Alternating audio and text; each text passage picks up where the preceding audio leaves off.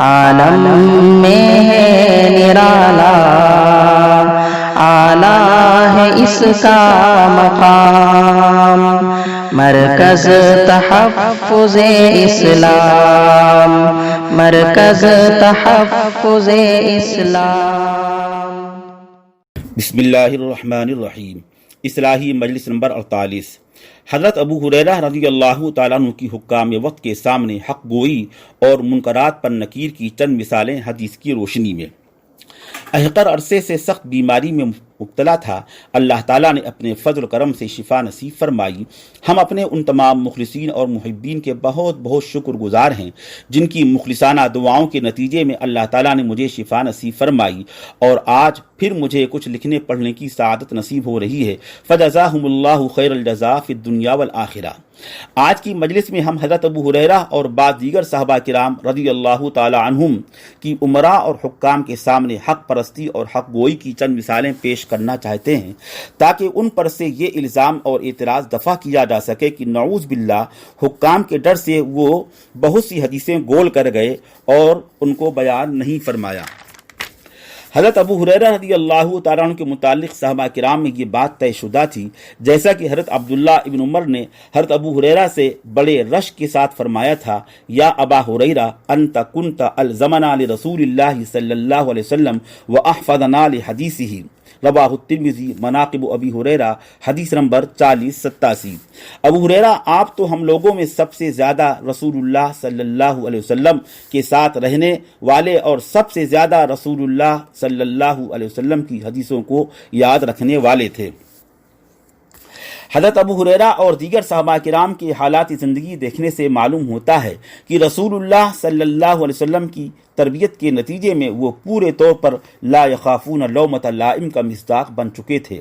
اظہار حق کے سلسلے میں ان کو کوئی طاقت، حکومت یا بڑی سے بڑی شخصیت بھی مانے نہ بنتی تھی۔ وہ حق کو ظاہر کر کے رہتے تھے، گو لوگوں کو کتنا ہی کڑوا معلوم ہو۔ وہ اپنے وقت کے امراء اور حکام کے سامنے بھی حق گوئی اور امر بالمعروف و نہی عن المنکر سے باز نہ آتے تھے۔ چنانچہ اس سلسلے میں حضرت ابو ہریرہ کے مختلف واقعات کتب حدیث میں موجود ہیں جن سے امراء اور حکام وقت کے سامنے ان کی حق گوئی کا پتہ چلتا ہے۔ اس سلسلے کا ایک واقعہ ملاحظہ ہو۔ حضرت ابو ہریرہ رضی اللہ تعالیٰ عنہ کا امیر مدینہ مروان کی غلطی پر نکیر کرنا۔ مروان ابن حکم مدینہ پاک کے گورنر اور امیر تھے۔ حضرت ابو ہریرہ رضی اللہ تعالیٰ عنہ جیسے صاحب علم و فقہ ان کے حالات سے واقف تھے۔ کبھی کوئی غلط بات ہوتی تو امیر مدینہ پر بھی وہ نکیر فرماتے تھے۔ ایک مرتبہ امیر مدینہ مروان ابن حکم نے اپنے عمال کو سکات کی بے، یعنی اس کاغذی نوشتے کی بے جس میں عمال کو وظائف اور عطایا دینے کی سند ہوا کرتی ہے، دراہم اور دنانیر کے عوض ان کاغذات کو بیچنے کی مروان نے لوگوں کو اجازت دے دی۔ حضرت ابو ہریرہ کو اس کا علم ہوا، انہوں نے فوراً فرمایا کہ یہ تو بالکل غلط اور ناجائز ہے، یہ تو سودی معاملہ ہے۔ فقہاء اور محدثین نے اپنے اپنے مقام پر اس کی وضاحت فرمائی ہے۔ حضرت ابو ہریرہ رضی اللہ تعالیٰ عنہ نے اتنے ہی پر اکتفا نہیں کیا بلکہ اٹھے اور خود جا کر مروان ابن حکم امیر مدینہ سے کہا، حضور والا احللت بیع الربا، آپ نے تو ربا اور سود کو حلال کر دیا۔ مروان نے پوچھا کیسے؟ حضرت ابو ہریرہ نے اس کی وضاحت فرمائی۔ مروان کو اپنی غلطی کا احساس ہوا، خطاب عام میں اپنی غلطی سے رجوع کرتے ہوئے دوسرا حکم صادر فرما دیا کہ خبردار اب کوئی سکات کی بے کرتا ہوا نظر نہ آئے۔ فخطب مروان الناس فنہا عن بیعہا۔ راوی کہتے ہیں کہ ہم نے شرطیوں یعنی پولیس اور محتسبین کو دیکھا کہ جن لوگوں نے ایسے معاملات کیے تھے، اس سلسلے کو بند کرنے کے لیے شرطی لوگوں کے ہاتھوں سے سکات جبرن چھین رہے تھے تاکہ اب کوئی ایسی بے نہ کر سکے۔ مسلم شریف حدیث نمبر 3827، باب بطلان بیع المبیع قبل القبض، فتح الملہم صفحہ 346، جلد نمبر 7۔ مروان ابن حکم بڑے درجے کے صاحب علم اور فقیہ تھے۔ حضرت عثمان غنی رضی اللہ تعالیٰ عنہ کے خادم اور کاتب تھے۔ امام بخاری رحمۃ اللہ علیہ نے ان کی روایت کو بخاری شریف میں لیا ہے، کما فی فتح الملہم صفحہ 345، جلد نمبر 7۔ لیکن ان سب کے باوجود انہوں نے اپنی غلطی کو تسلیم کیا اور اس سے رجوع کیا، نہ صرف رجوع بلکہ عام اعلان فرما دیا۔ مذکورہ بالا واقعے سے دو باتیں واضح طور پر سمجھ میں آئیں۔ ایک تو یہ کہ کبھی غفلت اور ناواقفیت کی وجہ سے امراء اور حکام سے بھی غلطیاں ہو جاتی ہیں اور وہ غلط اقدام کر بیٹھتے ہیں۔ ایسے وقت میں علماء ہی کی ذمہ داری بنتی ہے کہ وہ ان کی اصلاح کی کوشش کریں، کیونکہ وہی انبیاء کے وارث اور جانشین ہیں۔ خود رسول اللہ صلی اللہ علیہ وسلم کا ارشاد ہے، ان العلماء ورثۃ الانبیاء، اس لیے وارثین انبیاء یعنی علماء پر یہ فریضہ عائد ہوتا ہے کہ دین و شریعت کے تحفظ اور امت کی صحیح رہنمائی کے خاطر امراء اور حکام کو بھی ان کی غلط باتوں پر مناسب انداز میں نکیر اور تنبیہ کریں، جیسا کہ حضرت ابو ہریرہ رضی اللہ عنہ نے واضح طور پر نکیر فرمائی اور اصلاح کی کوشش کی۔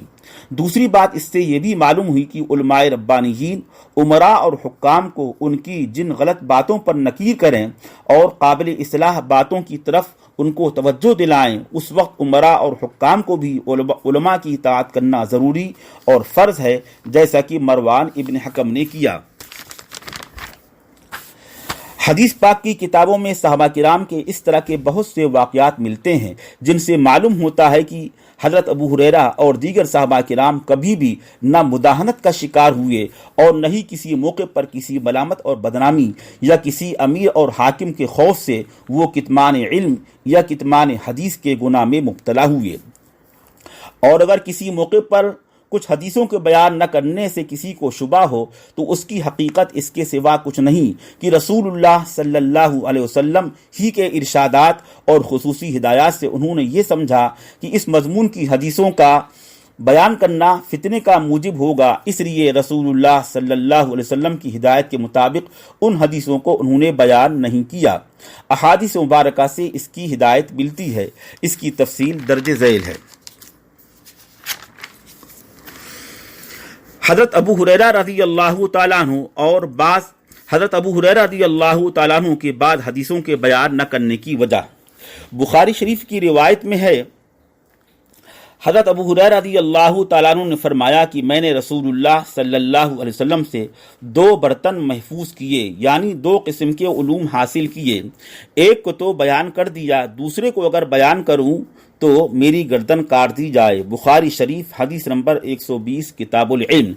علامہ عینی رحمۃ اللہ علیہ فرماتے ہیں کہ پہلی قسم سے وہ حدیثیں مراد ہیں جن کا تعلق احکام شرعیہ سنن نبویہ یعنی حلال و حرام سے ہے، اور دوسری قسم سے وہ حدیثیں مراد ہیں جن کا تعلق آئندہ پیش آنے والے واقعات، اخبار، فتن اور علامات قیامت سے ہے۔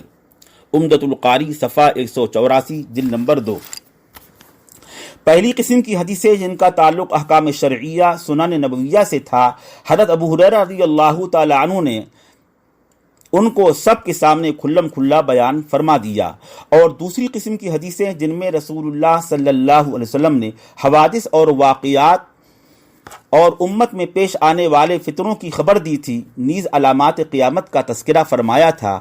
اس نوع کی حدیثوں کو بھی حضرت ابو ہریرہ، حضرت حذیفہ اور دوسرے صحابہ نے امت کے سامنے بیان کر دیا، چنانچہ اخبار و فتن اور علامات قیامت سے متعلق بے شمار حدیثیں حضرت ابو ہریرہ اور دیگر صحابہ سے مروی کتب حدیث میں موجود ہیں۔ البتہ اخبار اور فتن سے متعلق چند حدیثیں ایسی ہیں جن کے متعلق حضرت ابو ہریرہ اور دیگر بعض صحابہ کرام نے رسول اللہ صلی اللہ علیہ وسلم کے صریح ارشادات نیز آپ کی سیرت سے یہ سمجھا کہ ان حدیثوں کا امت کے سامنے بیان کرنا رسول اللہ صلی اللہ علیہ وسلم کے واضح ارشادات اور آپ کی منشا نیز شریعت کے مزاج کے خلاف ہوگا، اس لیے ایسی حدیثوں کے بیان کرنے سے کف لسان کو یعنی نہ بیان کرنے کو انہوں نے ضروری اور واجب سمجھا۔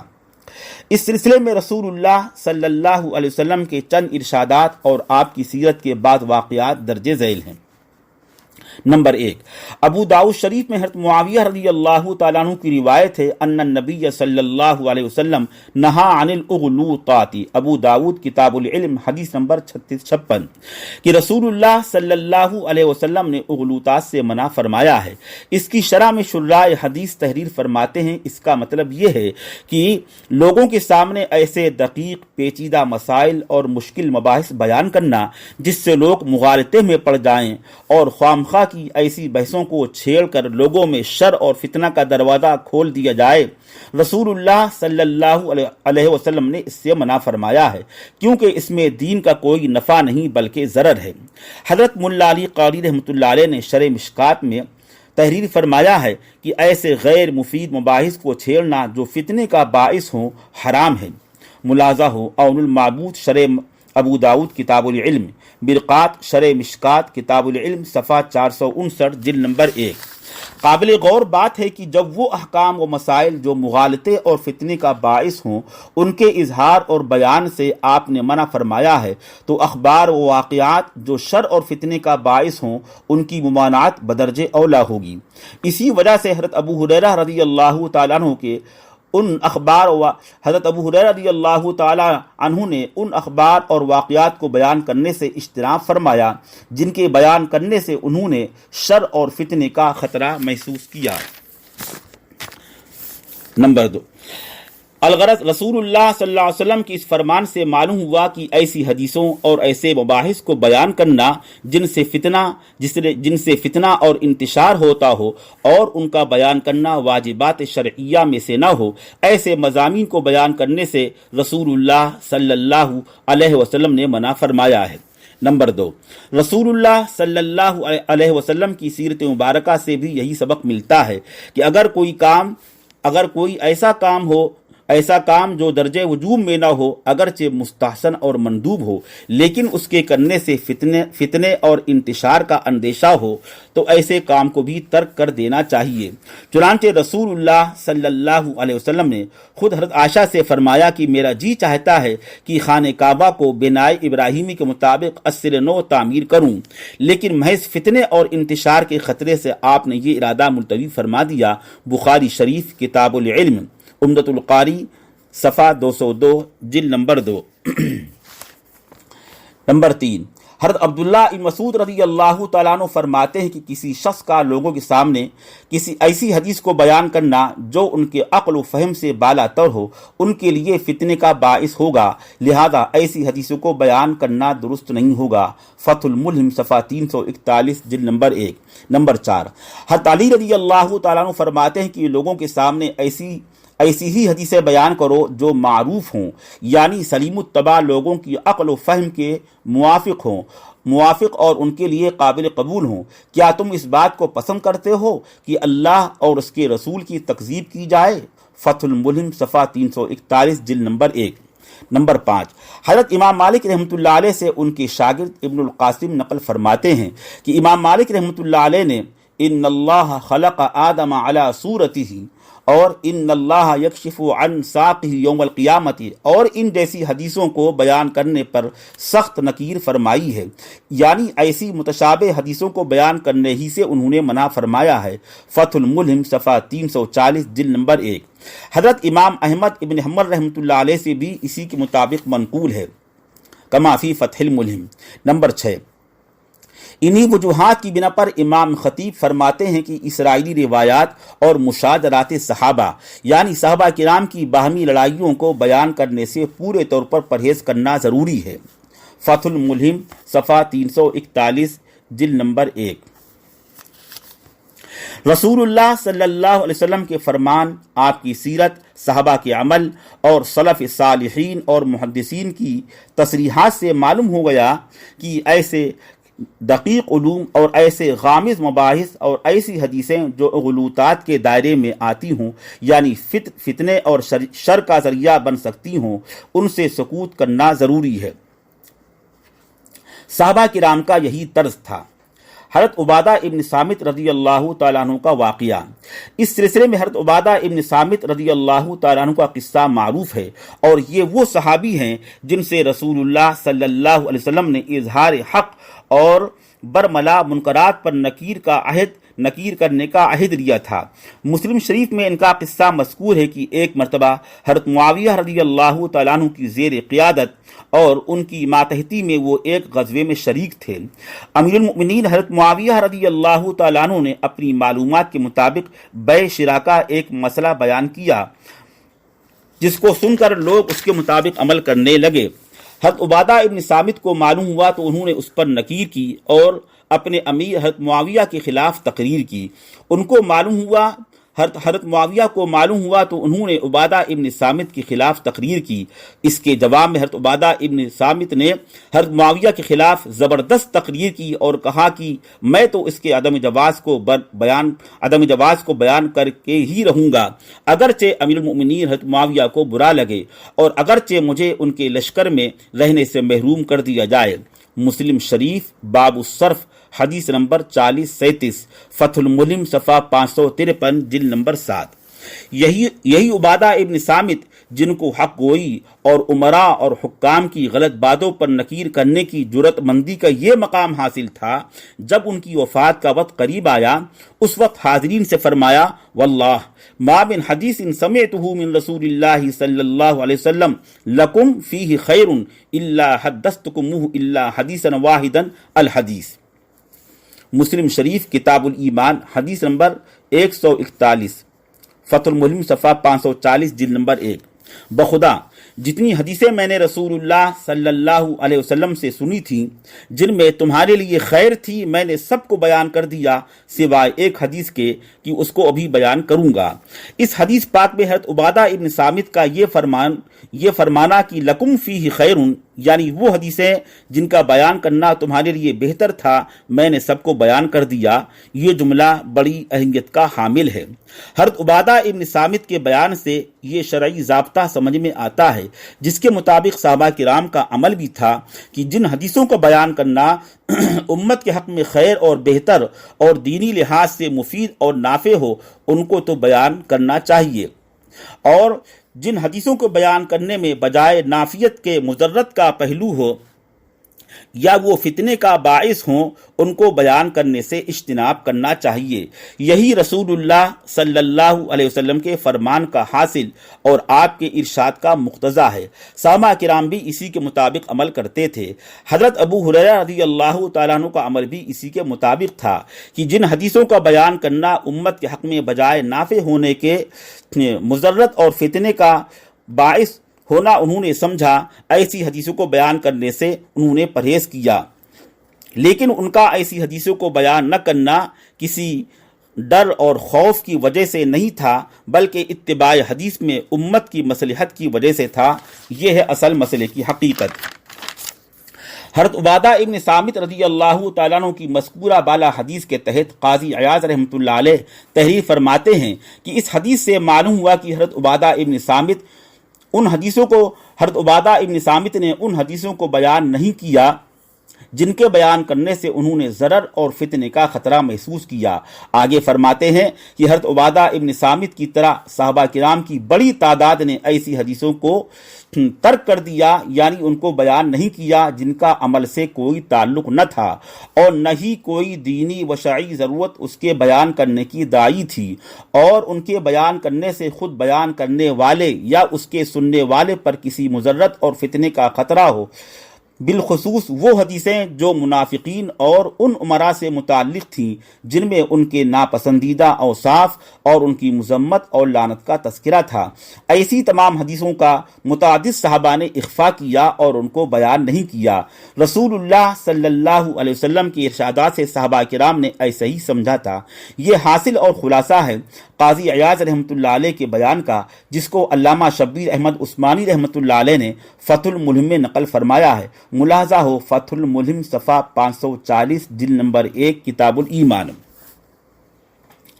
دوسرے، ظلم اور جور کے عموم اور منکرات کے شیوع کے وقت ظلم کے خلاف آواز اٹھانے اور منکرات پر نکیر واجب ہونے کی شرط رسول اللہ صلی اللہ علیہ وسلم نے بیان فرمائی ہے استطاعت شرعیہ، جس کا حاصل یہ ہے کہ اس نکیر کے بعد خود نکیر کرنے والا ایسی مصیبت اور فتنے میں مبتلا نہ ہو جائے جس کا وہ تحمل نہ کر سکتا ہو، اور اگر اس کا خطرہ ہو تو اس کو منکر پر نکیر کرنے کی استطاعت نہیں ہے۔ اس کے متعلق رسول اللہ صلی اللہ علیہ وسلم نے ارشاد فرمایا فَإِن لَّمْ يَسْتَطِعْ فَبِقَلْبِهِ، اگر زبان سے نکیر کرنے کی استطاعت نہ ہو، یعنی ناقابل تحمل فتنے اور مصیبت میں مبتلا ہو جانے کا خطرہ ہو، ایسے وقت میں زبان کو خاموش خاموش رکھو، بس دل سے اس کو برا سمجھو۔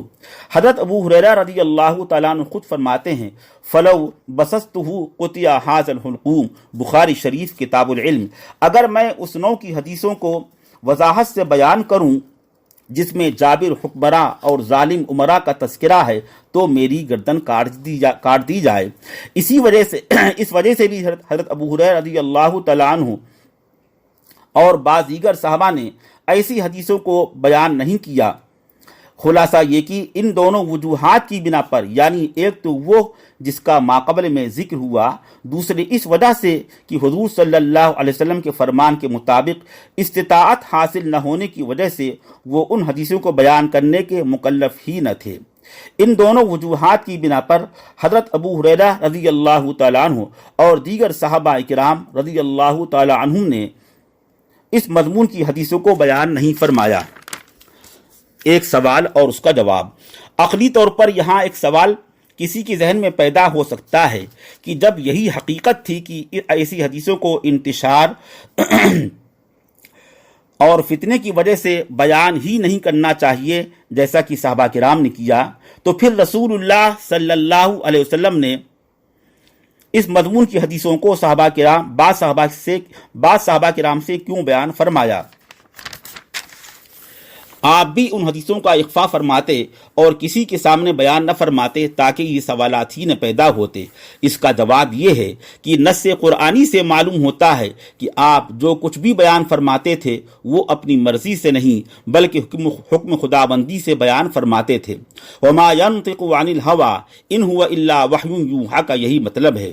چونکہ اللہ کی طرف سے آپ مأمور تھے کہ فلاں صحابی سے ان حدیثوں کو بیان کرو، لہذا آپ نے بیان فرما دیا۔ اصلاً یہ اللہ تعالیٰ کی مشیت اور مرضی سے ہوا۔ اللہ تعالیٰ علیم بھی ہے، حکیم بھی ہے، اس کی حکمت کا تقاضا اس نے ایسا کیا۔ اس کی حکمتوں کا احاطہ کون کر سکتا ہے؟ بندوں کو اس کا حق نہیں کہ حق تعالیٰ کی حکمت پر کوئی سوال یا اعتراض کریں۔ باقی بندوں کی اپنی فہم کے مطابق اس کی حکمتیں مختلف ہو سکتی ہیں۔ مثلا یہ کہ اس میں اللہ کے رسول صلی اللہ علیہ وسلم کو اس کا مکلف بنا کر اس کی تبلیغ کا ثواب پہنچانا مقصود تھا۔ نیز اس سے ان صحابہ کرام کے خاص نوع کی فضیلت اور اہمیت بھی سمجھ میں آتی ہے۔ نیز اس میں ان صحابی کے فہم اور صبر اور ضبط کا بھی امتحان تھا کہ ایسی حدیثوں کو اپنی ذات تک محدود رکھیں اور موجب انتشار ہونے کی وجہ سے امت کے سامنے ان کو بیان نہ کریں۔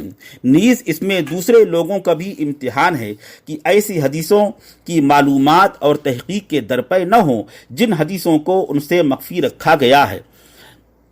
یہی وجہ ہے کہ حضرت عمر فاروق رضی اللہ تعالیٰ عنہ کے متعلق منقول ہے کہ وہ حضرت حذیفہ رضی اللہ تعالیٰ عنہ جن کو اللہ کے رسول صلی اللہ علیہ وسلم نے منافقین کی فہرست تعیین کے ساتھ بتلا دی تھی، حضرت عمر فاروق ان سے اپنے اطمینان کے لیے یہ تو سوال کرتے تھے کہ میرا نام تو ان میں نہیں ہے، لیکن یہ سوال کبھی نہیں کیا کہ مجھے بھی ان سب منافقین کی فہرست بتلا دو۔ نہیں بیان کرو گے تو کتمان علم اور کتمان حدیث کے گناہ کبیرہ کے مرتکب ہوگے۔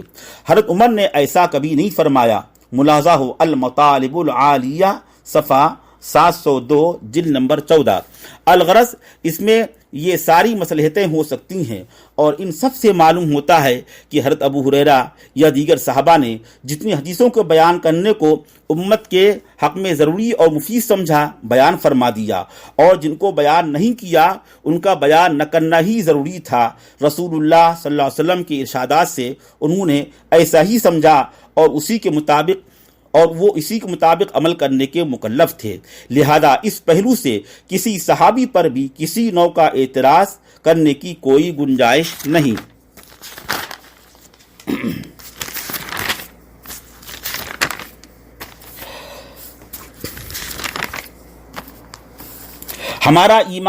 ہمارا ایمان ہے اور ہم پورے یقین کے ساتھ کہتے ہیں کہ صحابہ کرام جو رسول اللہ صلی اللہ علیہ وسلم کے تربیت یافتہ تھے، انہوں نے نہ کبھی کتمان حق کیا نہ کتمان علم کیا، نہ وہ کبھی مداہنت کا شکار ہوئے اور نہ ہی کسی بڑی سے بڑی طاقت ان کو اظہار حق یا بیان حدیث سے مانی ہوئی، بلکہ انہوں نے ہر موقع پر وہی کیا جس کا رسول اللہ صلی اللہ علیہ وسلم نے ان کو حکم دیا تھا۔